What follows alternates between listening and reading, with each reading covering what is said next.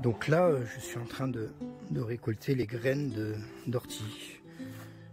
Parce que contrairement à ce qu'on croit, les graines d'ortie sont très comestibles et apportent énormément dans l'alimentation. Donc là, c'est la pleine période où les orties sont en graines. Donc tout simplement, il suffit de... du coup, je te conseille de prendre un gant quand même. Et puis voilà, tu récoltes tes orties en graines.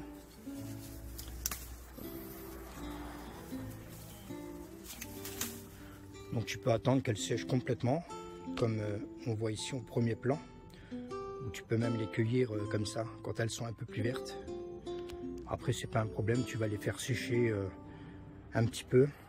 Alors évitez de les faire sécher en plein soleil. Ça va perdre tout ce qui est bénéfique pour nous.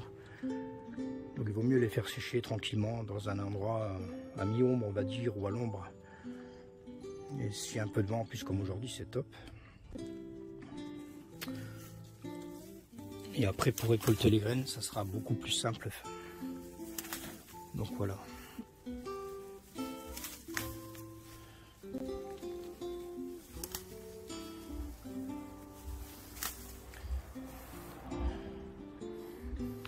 Donc j'en ai déjà récolté un petit peu là-bas. On va aller là-bas et je vais te montrer comment je procède.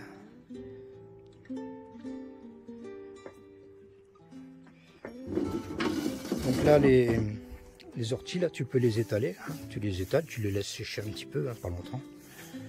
Jusqu'à ce que ça devienne à peu près comme ça. Voilà, comme je t'ai montré tout à l'heure. Alors là, on va essayer de faire... Voilà, la graine, elle est un petit peu plus brune. Mais après, c'est pas grave. Hein, même si tu la récoltes comme ça, en fait, c'est pas dramatique du tout. Parce que tu peux faire tellement de choses avec. Même si tu mélanges la graine qui est bien séchée avec la graine qui est un petit peu plus verte comme ici, c'est absolument pas un problème. En fait, ça va tout simplement quand la graine elle est un petit peu plus sèche.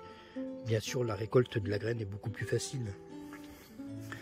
Alors moi, comment je fais? Donc je laisse donc sécher comme ça. Tu regardes une fois que c'est bien sec. Et après, tu prends tes feuilles comme ça, tu les mets dans un espèce de tamis comme ça, qui laissera passer les graines. Et bien, tu secoues. Et donc en dessous, tu récupères la graine d'ortie. Donc ça se présente un peu, voilà, comme ça. Et avec cette graine là, tu peux faire des tas de choses. Tu peux l'utiliser en pesto, tu peux faire des petits pestos avec. Du coup, quand elle est verte, ben, bon là il y a un mélange de vert et puis de graines un petit peu plus séchées. Pardon pour le bruit. Ouais, donc je disais, quand elle est verte, tu peux l'utiliser pour les pestos.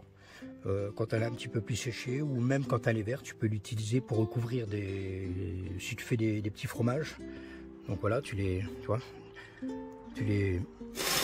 tamponnes, tes fromages, avec cette petite graine là.